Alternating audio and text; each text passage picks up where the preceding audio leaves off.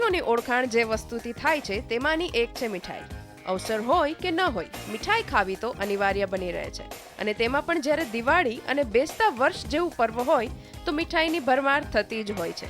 ત્યારે આજે બજારોત્સવમાં આપણે જોડાવા જઈ રહ્યા છીએ એક એવા પરિવારને જેમણે લગભગ 9 દાયકાથી આ વેપારને અવિરતપણે વધાર્યો છે અને આગળ પણ નવી પેઢી જોડાઈ નવી રીતો લાવી રહી છે. રાજકોટનું નામ પડે અને પેંડાની યાદ ન આવે તે તો અશક્ય છે. જય સિયારામના પેંડા માત્ર રાજકોટ વાસીઓ માટે જ નહીં પરંતુ સમગ્ર દુનિયામાં વસતા દરેક ગુજરાતી માટે અજાણ નથી. જે વ્યક્તિ એક વખત જય સિયારામના પેંડાના સ્વાદને માણે છે તે આ સ્વાદને ક્યારેય ભૂલતો નથી. તો આ પેંડામાં એવું તે શું ખાસ છે તેમજ આ દિવાળી પર શું ખાસ મીઠાઈઓ છે તે વિશે જાણકારી મેળવીએ જય સિયારામ પેંડાવાળાના રઘુભાઈ પાસેથી. રઘુભાઈ, સ્વાગત છે આપનું CNBC બજારમાં.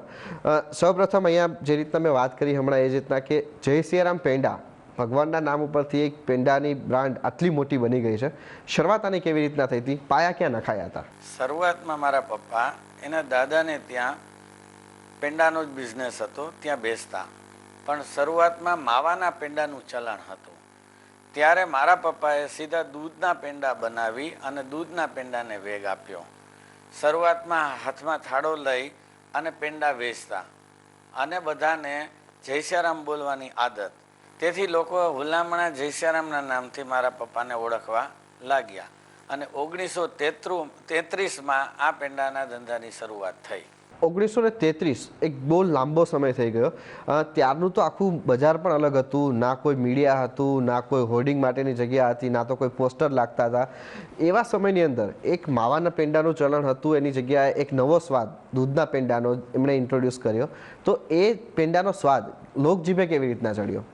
લોકો ત્યારે પેંડા શરૂઆત કરી અને આ પેંડાનો ટેસ્ટ એ લોકોને વધારે સારો લાગ્યો અને લોકો માઉથ ટુ માઉથ બધા લોકોએ પબ્લિસિટી થઈ અને લોકોએ અમારા પેંડાને સ્વીકાર્યા અને અમારા પેંડાની ચલણ થઈ ગયું અને દૂધના પેંડા આજે અમે આ સફરમાં આ જગ્યા સુધી પહોંચી શક્યા છીએ. તો આ આખી શરૂઆત જે થઈ તો એનો પ્રોગ્રેસ જે છે આપણે જોઈએ તો એક 1933થી અત્યારે આપણે 2015 સુધીના સમયની અંદર ખાસો વિકસી ચૂક્યો છે આ બિઝનેસ આખો. અને આપને પણ અત્યારે લોક જીભે ચડેલા જય સિયારામ પેંડા રાજકોટમાં નહીં પરંતુ વિદેશમાં પણ પ્રખ્યાત થઈ ગયા છે.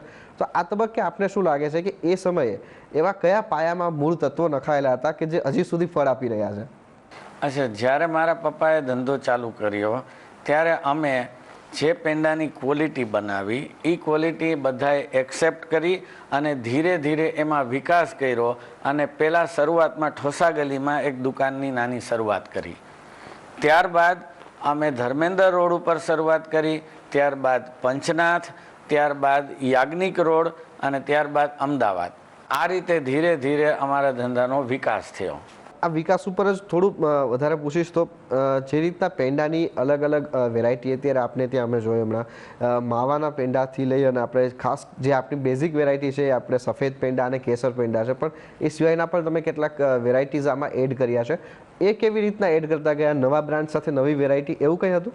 ધીરે ધીરે લોકોને એકને એક વસ્તુ ખાય રોજ તો કંટાળો આવે એટલે ધીરે ધીરે અમે એમાં એડિંગ કરતા ગયા અને ધીરે ધીરે ચોકલેટના પેંડા છે, કેસર બદામના પેંડા છે, અમુક મીઠાઈઓ છે, દૂધની આઈટમો છે, બાસુંદી, દૂધપાક, એવી રીતે ધીરે ધીરે અમે વધારતા ગયા. તો હવે જ્યારે લોકોને આ વસ્તુનો એક જીભે સ્વાદ ચડી ગયો, પસંદ આવવા લાગી, પણ હવે આમાં મુખ્ય પ્રશ્ન એ આવે છે કે તમારી એન્ટ્રી આ ધંધામાં કેવી રીતે થઈ?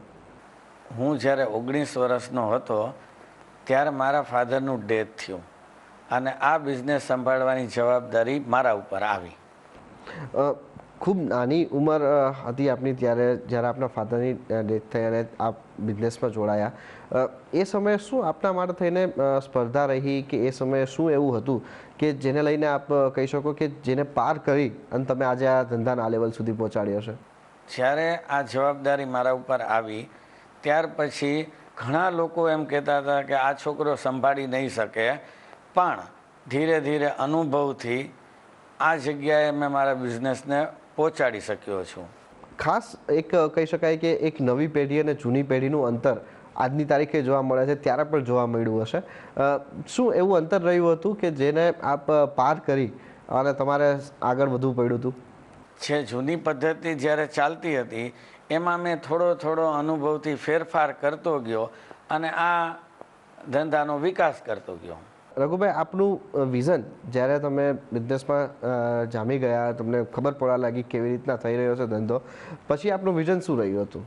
પહેલેથી જ મારા મનમાં એવું હતું કે કસ્ટમર માટે ક્વોલિટી એ પહેલો પ્રેફરન્સ હતો અને કસ્ટમર પાછું જાય તે સારું, પણ પાછો નહીં આવે તે નહીં સારું.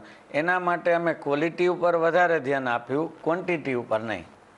આ તો એક વિઝનનો એક ખાસો મોટો થઈ ગયો છે, જ્યાં તમે ખુદ એવું કહો છો પાછું જાય સારું પણ પાછું નહીં આવે એ નહીં સારું. આ પ્રકારની ક્વોલિટી મેન્ટેન કરવા માટે તમારે કંઈક મુશ્કેલીઓ પડી હતી, કોઈ સ્ટ્રગલ પડી હતી? ક્વોલિટી એ અમારા પાયામાં જ હતી, એટલે અમને મુશ્કેલી પડી જ નથી. અને પહેલેથી જ અમે ક્લાસ માટે જ અમે પ્રયત્ન કર્યા છે, માસ્ક માટેના પ્રયત્ન અમે કર્યા જ નથી. તો આજ અંકે આપની સાથે થોડી આગળ વાત કરીશું અને આપના નેક્સ્ટ જનરેશન વિશે પણ વાત કરીશું, પરંતુ એ પહેલાં અહીંયા સમય થયો છે એક બ્રેકનો.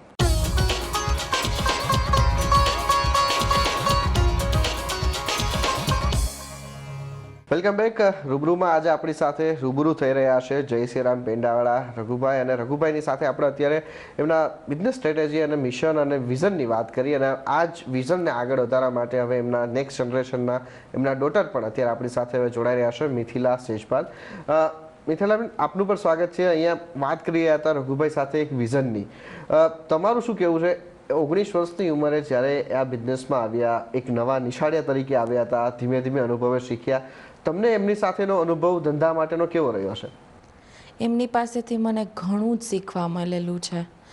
એમને 19 યર્સે ફાધર વગર જે બિઝનેસ હાથમાં લીધેલો છે એ હું કલ્પના પણ ન કરી શકું, કારણ કે એ જ ઉંમરમાં ફાધર સાથે આ બિઝનેસની હારે જોડાવું મારા માટે એટલું મુશ્કેલ રહ્યું છે.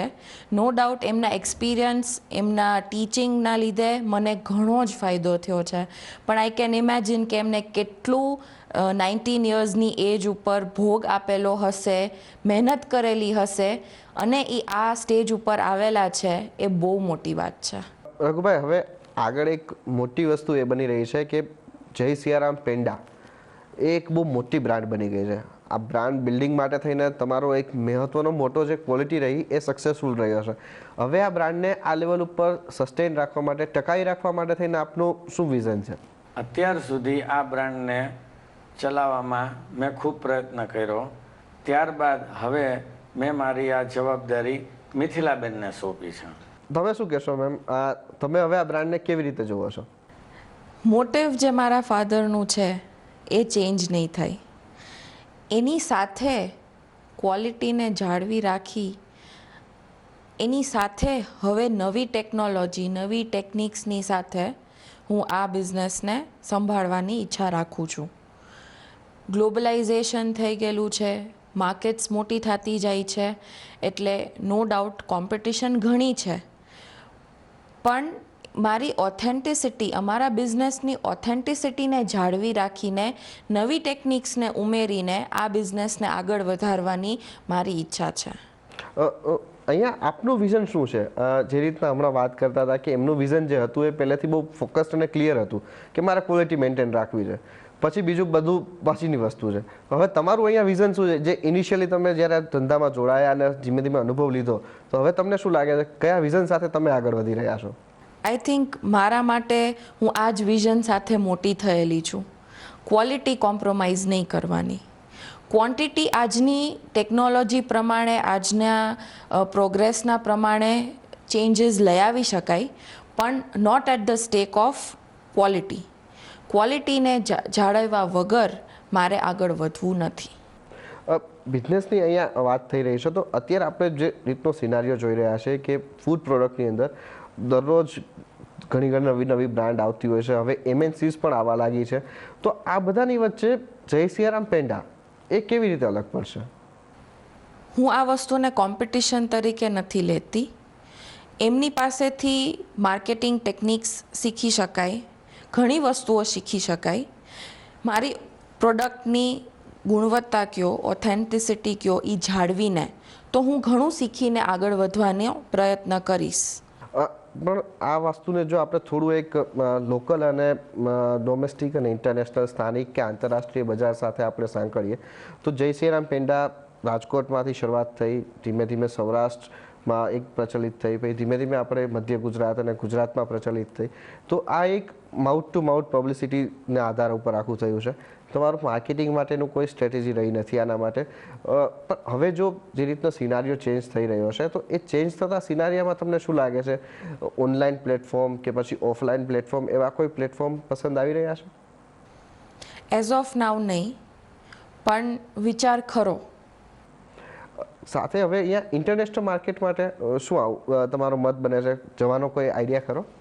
ઇન્ટરનેશનલ માર્કેટમાં અમને લોકોને ઓબ્સ્ટેકલ્સ ઘણા મળે, કારણ કે અમારું ફોકસ ડિફરન્ટ છે. પ્રોડક્શન બેઝડ ફોકસ હોય તો પ્રોડક્શન ગમે ત્યાં થઈ શકે, પણ ક્વોલિટી બેઝ પ્રોડક્શન હોય તો એની ઘણી લિમિટેશન્સ આવી જતી હોય છે. જો એ લિમિટેશન્સને પાર કરીને અમને કોઈ ઓપ્શન મળે તો એના માટે અમે પ્રયત્ન કરશું. જે રીતના હમણાં રઘુભાઈ સાથે વાત થતી હતી, એમણે જ્યારે ધંધો સંભાળ્યો ત્યારે એમણે એક જે જૂની ઘરેડ હતી એને બદલીને એક નવી પ્રથા લાવ્યા. સાથે જ તેમણે એવો પણ પ્રયાસ કર્યો કે અમુક નવી પ્રોડક્ટ જે હતી પેંડાની સાથે એમણે મૂકી. તો આવું કોઈ તમારા મેજર્સ ચાલી રહ્યા છે અત્યારે મગજમાં કે આવી કોઈ વસ્તુ લાવવા માટેના?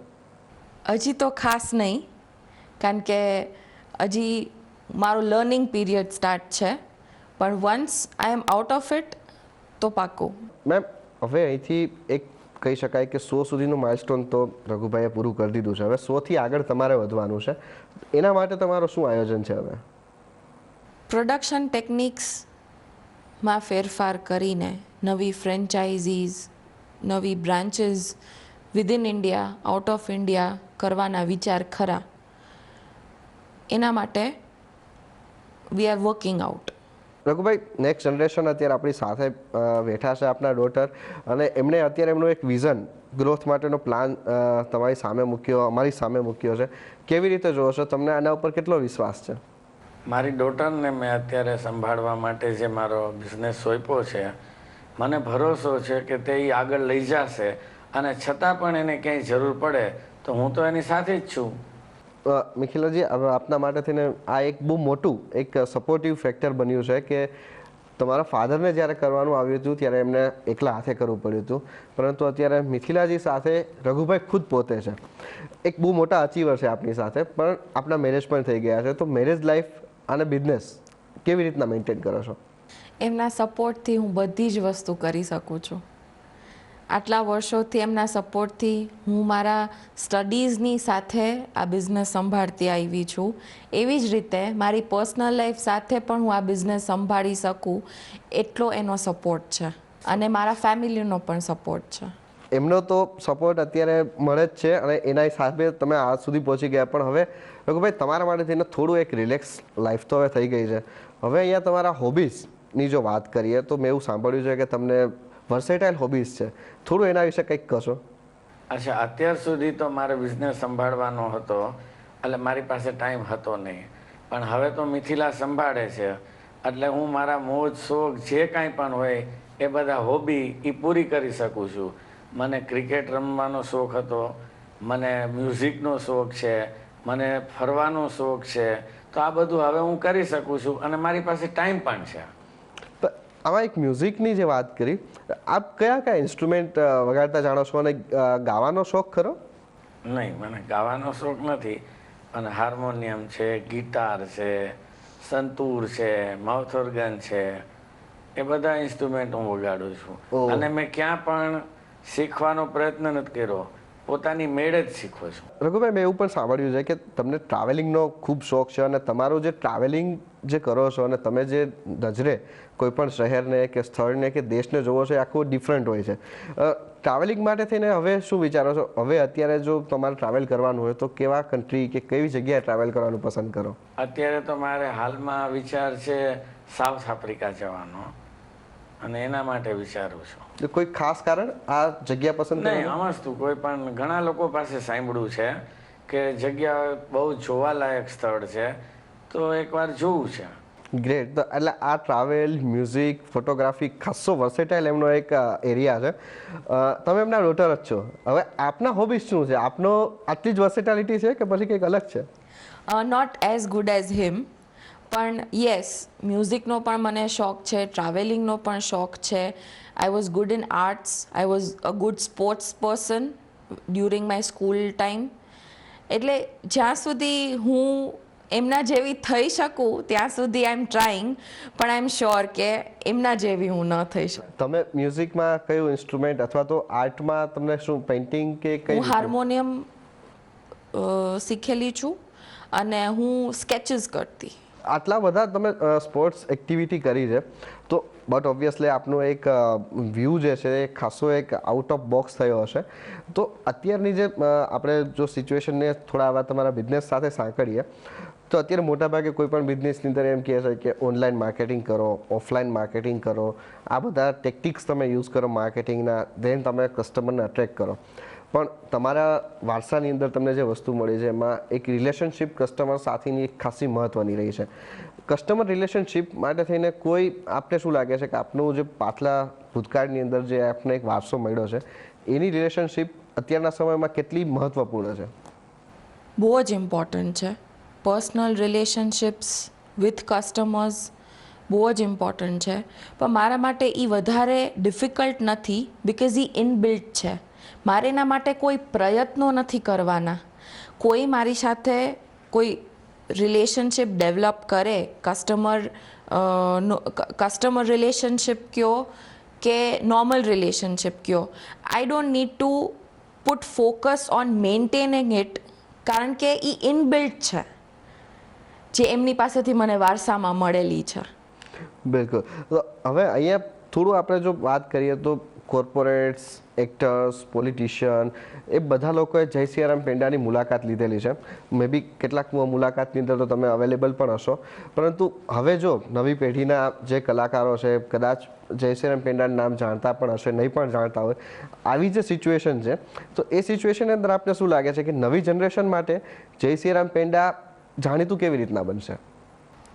રાજકોટનું નામ પડે અને જય સિયારામ ભગત પેંડાવાળાના પેંડા કોઈને પણ યાદ આવ્યા વગર રહે જ નહીં.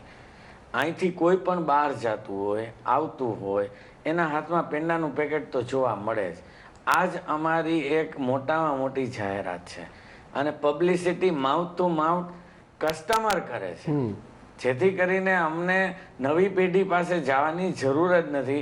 નવી પેઢી જ અમારી પાસે આવશે. શું કહેશો? આઈ એમ શ્યોર નવી પેઢી અમારા પ્રોડક્ટ્સ ખાઈને જ મોટી થયેલી છે, એટલે એમના મગજમાંથી કે એમના લાઈફમાંથી અમારી પ્રોડક્ટ કાઢી કે અલગ કરી જ શકાય એમ નથી. ઓકે રઘુભાઈ, હવે અહીંયા નવી જનરેશન આવી છે, બિઝનેસ પણ સંભાળવાનું છે, આપણે હોબીઝની પણ અહીંયા વાત કરી, પણ હવે જો એક અલ્ટિમેટ અહીંયા વાત કરીએ, જય સિયારામ પેંડા જે 1933થી શરૂ થઈ આજે 2015, ઓલમોસ્ટ 7 દાયકાથી વધુનો સમય થઈ ગયો છે, અને ધીમે ધીમે જે વાતાવરણ ચેન્જ થઈ રહ્યું છે, રાજકોટનું પણ આસપાસનું વાતાવરણ ચેન્જ થઈ રહ્યું છે, આપને લાગે છે કે બ્રાન્ચીસ એક્સપાન્શન કે પછી ફ્રેન્ચાઇઝી એ બિઝનેસ ડેવલપમેન્ટ માટેનું સારું મોડેલ બની શકે? બની શકે, પણ હજી અમારા કોઈ એવા પ્રયત્નો નથી અને અમે એના માટે હજી વિચાર્યું પણ નથી, પણ કરવું હોય તો શક્ય ઘણી વસ્તુ બની શકે એમ છે. રઘુભાઈ અને મિથિલા બંનેનો ખૂબ ખૂબ આભાર અહીંયા અમારી સાથે જોડાયા અને આ સમગ્ર ચર્ચા કરી એ બદલ. અમારા CNBC રજાના દર્શકો માટે થઈને એક ખાસ જોવાનું રહેશે કે એક બિઝનેસ સાથેની એક વર્સેટાઇલ પર્સનાલિટી કેવી હોય છે, એનો તમને એક આઈડિયા આવી શકશે કે પેંડાનો બિઝનેસ તો જોરશોરથી ચલાવ્યો, પણ સાથે એમના વર્સેટાઇલ શોખને પણ તેમને મેન્ટેન રાખ્યા છે, અને હવે નેક્સ્ટ જનરેશન પણ આને આ જ રીતે આ જ ક્વોલિટી સાથે આગળ વધારવાનો ધ્યેય રાખીને આગળ વધી રહી છે. તો રૂબરૂની આ ખાસ મુલાકાતમાં આજે બસ આટલું જ. આગળ વધુ સમાચારો માટે આપ જોતા રહો CNBC બજાર. નમસ્કાર.